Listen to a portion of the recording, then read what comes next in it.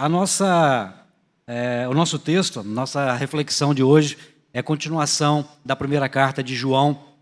E como nós temos falado a cada domingo, essa carta do apóstolo João vem combatendo heresias daquela época e que nos traz coisas que servem de auxílio e mensagens que servem de auxílio, reflexão que serve de auxílio para os dias atuais também.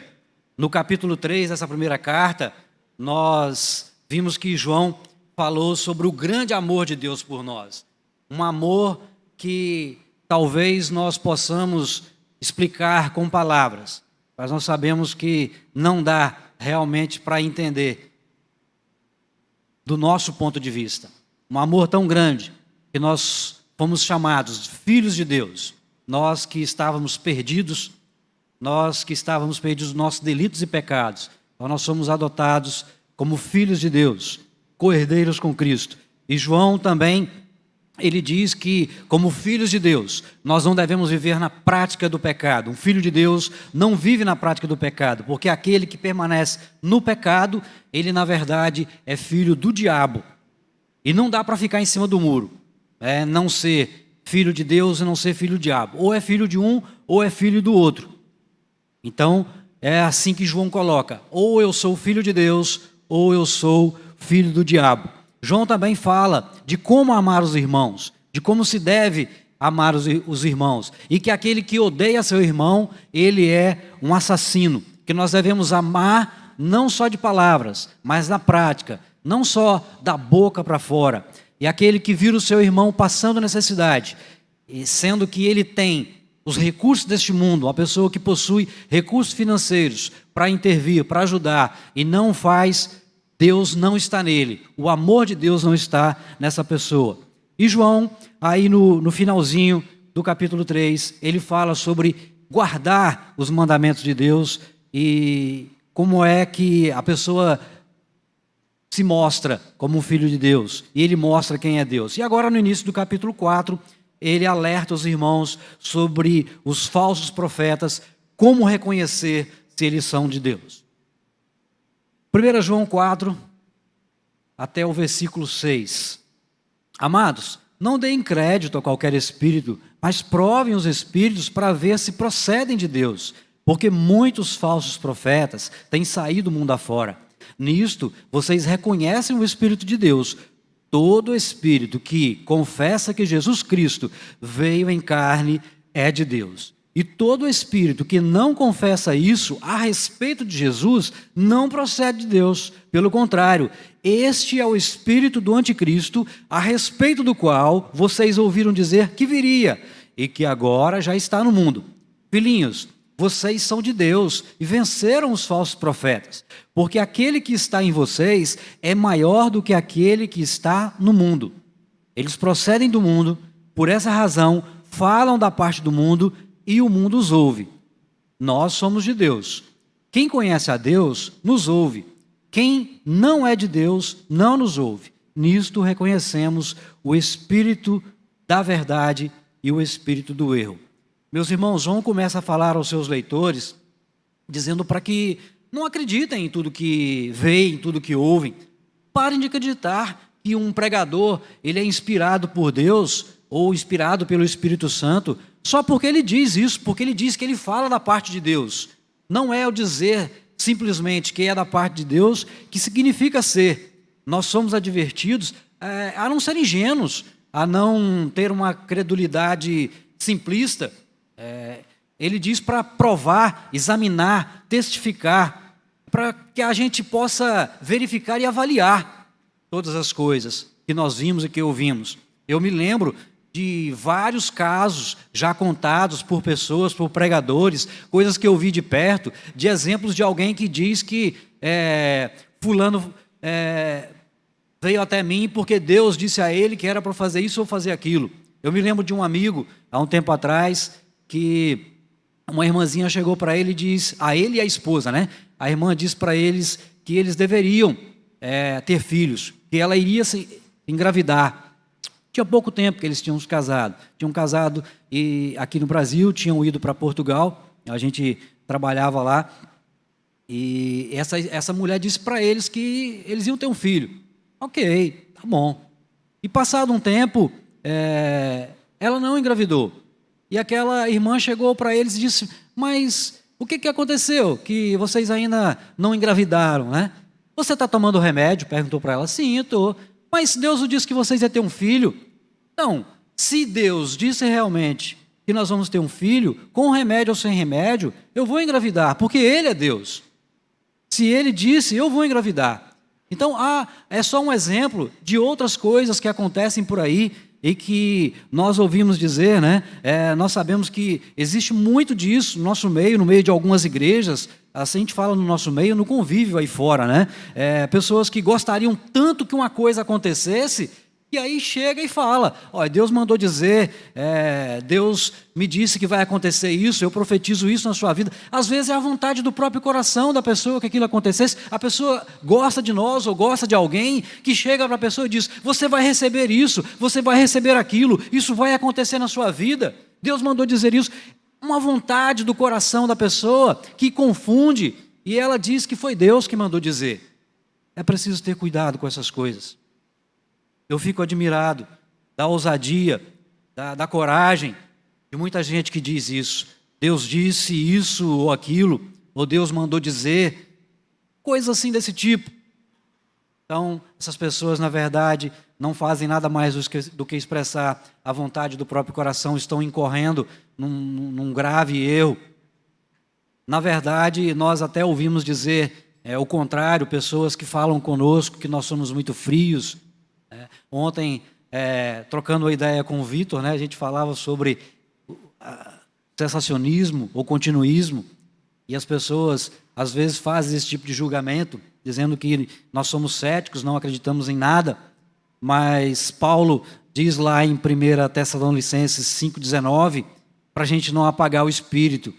É verdade, não apagueis o espírito, para não desprezar a profecia, as profecias, é verdade, mas ele completa: examinem todas as coisas, retenham o que é bom. É preciso examinar, é preciso verificar. Naquele momento da igreja em que o apóstolo João escreve essa carta, os irmãos estavam sofrendo, posso dizer, ataques, né,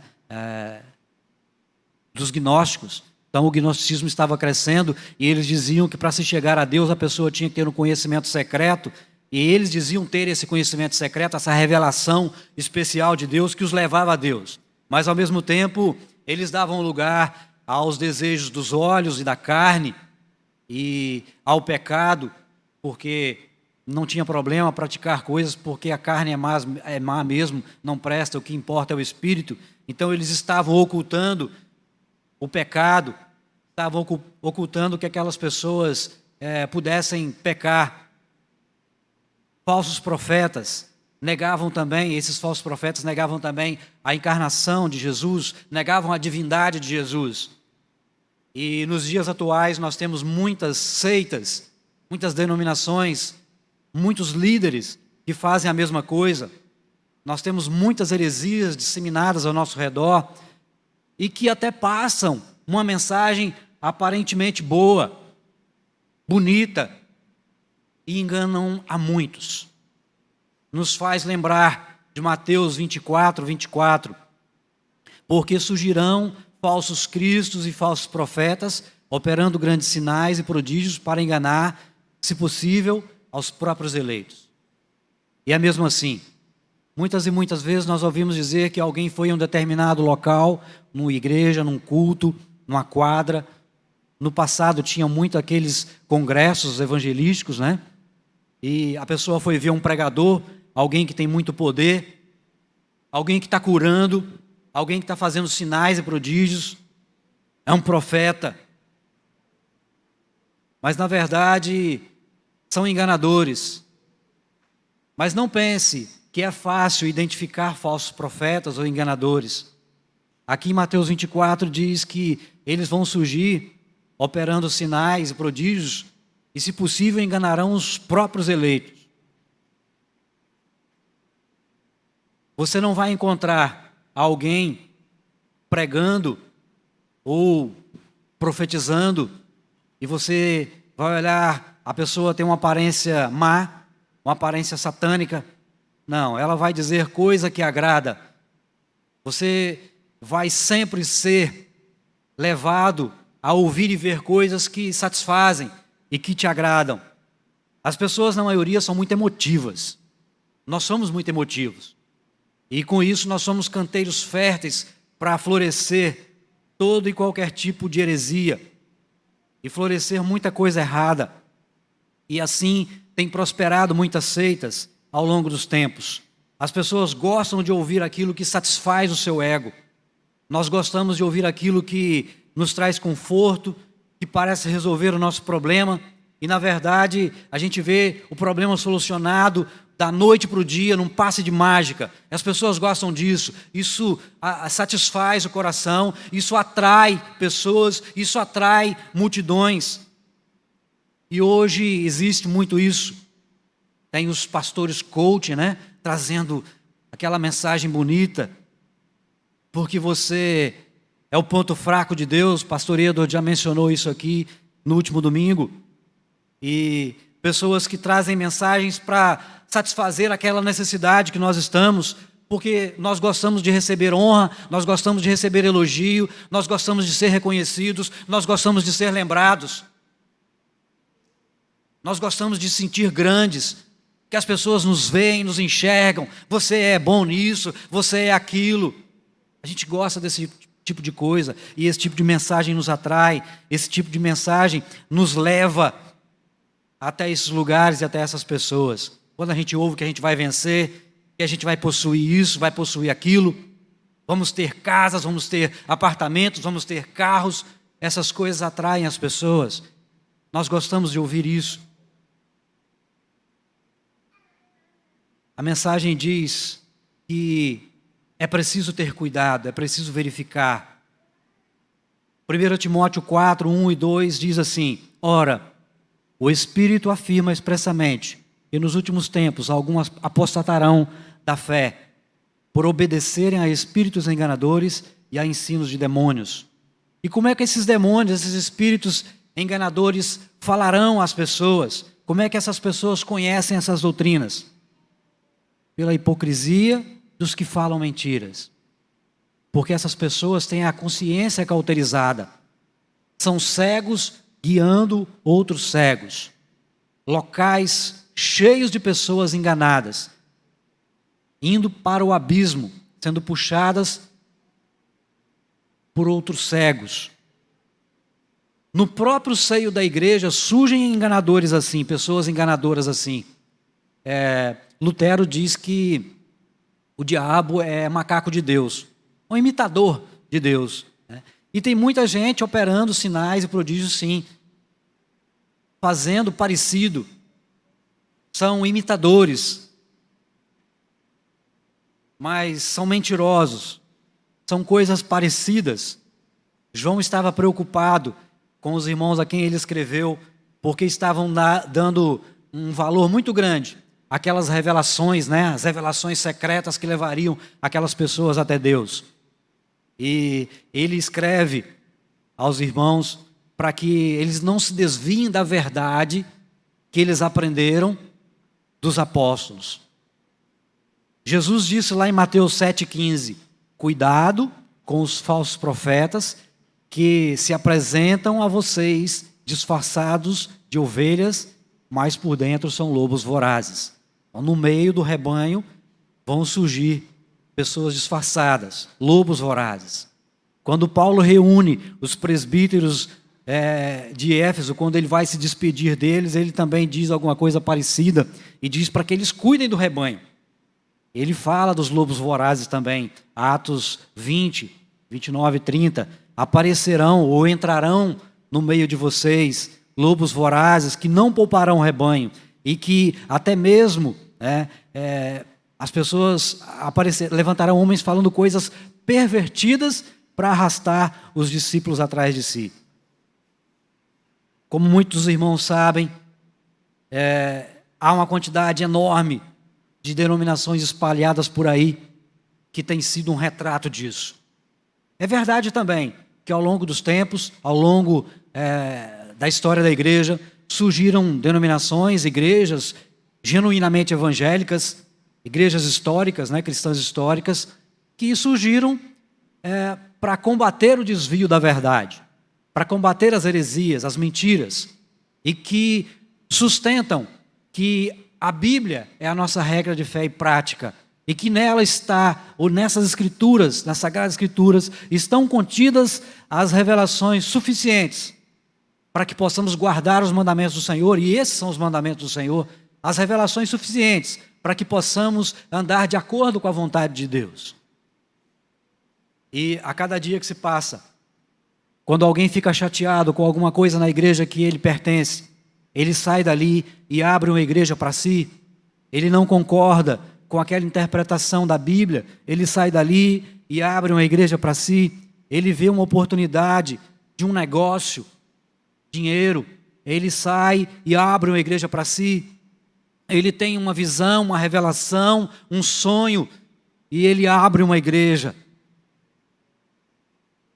Um sentimento satânico de ser igual a Jesus, e abre uma igreja, e acaba arrastando uma multidão atrás dele, uma nova seita.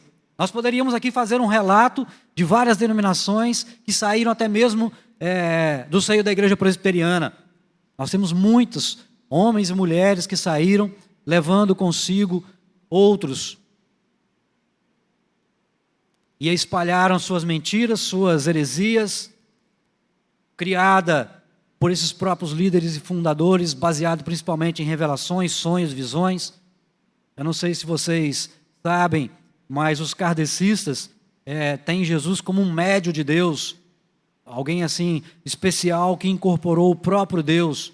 Para a LBV, Jesus não encarnou, eles negam a ressurreição. Para os testemunhos de Jeová, Jesus foi o primeiro ser criado por Deus, a grande obra da criação. Ele não é o nosso Redentor, Salvador, não é um Deus. E João já dizia que aqueles gnósticos negavam a divindade de Jesus. E ainda hoje continuam negando a divindade do nosso Jesus. Falsos profetas são aqueles que dizem ter uma mensagem da parte de Deus, quando na verdade falam coisas que não procedem de Deus, procede de outra fonte. São aqueles líderes que têm adulterado a palavra da verdade e querem mudar a verdade nelas contidas. Acabam aceitando práticas pecaminosas e abomináveis. Eu me lembro de alguns desses líderes, não daria para ficar aqui falando nesses minutos que tem, nós iríamos passar aqui muito tempo falando de muitos deles, mas posso lembrar de Neemias Mariem, que fazia parte de uma igreja presbiteriana com outra denominação, Igreja Presbiteriana Unida, se não estou enganado, e foi reconhecido como um grande homem que fazia cultos ecumênicos, era um defensor do ecumenismo, sincretismo religioso, reconhecido pelos os espíritas, né, pelos kardecistas, porque ele gostava de ler Allan Kardec. Ele foi homenageado pela comunidade LGBT, quando ainda não tinha essas outras letras que compõem, porque aceitou o casamento entre pessoas do mesmo sexo. E vários outros líderes que baseiam a sua doutrina, a sua fé, nas visões que tiveram, em sonhos que tiveram. Pessoas que são reconhecidas pelo mundo lá fora como grandes líderes, fizeram boas obras, obras de assistência social, como Alziro Zaru e outros mais, mas que pegaram a Bíblia e deram uma outra interpretação, uma roupagem diferente, uma maquiagem para agradar ao mundo. Mentiras, heresias. João relata no capítulo 10 do seu evangelho que pessoas assim não são de Deus. E as pessoas que são de Deus ouvem a voz do seu pastor e atendem. As minhas ovelhas ouvem a minha voz, eu as conheço e elas me seguem. Nós ouvimos a sua voz e o seguimos, porque somos de Deus. No verso 6 desse capítulo que nós lemos, 1 João 4, 6, diz assim: nós somos de Deus Quem conhece a Deus nos ouve. Quem não é de Deus não nos ouve. Nós já falamos sobre isso lá em 1 João 2, no versículo 19, diz assim: eles saíram do nosso meio, mas não eram dos nossos, porque se tivessem sido dos nossos, teriam permanecido conosco, mas eles foram para que ficasse manifesto que nenhum deles é dos nossos. Se estão aqui e saem, eles saem para mostrar que eles não são dos nossos. O Espírito da verdade, que fala no final desse versículo, é o Espírito que nos selou, que nos identifica como servos de Deus, que nos faz viver em comunhão uns com os outros e com Deus, e que vai continuar nos conduzindo até o dia em que haveremos de ser recebidos pelo Pai, como diz em Mateus 25, 34. Vinde benditos de meu Pai, herdar o reino que vos preparei desde a fundação do mundo. Que Deus tenha misericórdia de nós e nos ajude a entender a sua mensagem e não desviar da verdade, porque se nós somos selados por este Espírito Santo, nós vamos continuar trilhando esse caminho até o encontro com Deus, não nos deixando levar por mentiras e por heresias que nos assombram, que nos assolam, que nos rodeiam. Que Deus nos abençoe, que Deus nos ajude. Pai de amor, de misericórdia, muito obrigado por sua palavra que se renova a cada manhã, por seus ensinos, por nos fazer lembrar a cada dia dos seus mandamentos, dos seus decretos, dos seus estatutos. Nos ajude a praticar, nos ajude a colocar em prática os seus mandamentos, não somente falar, não somente ouvir. Nós te agradecemos por tudo, pedimos que o Senhor continue nos conduzindo nessa manhã, para ouvir, para entender e atender os seus ensinamentos. É no nome de Jesus que te oramos agradecidos. Amém. Vamos passar a nossa escola dominical.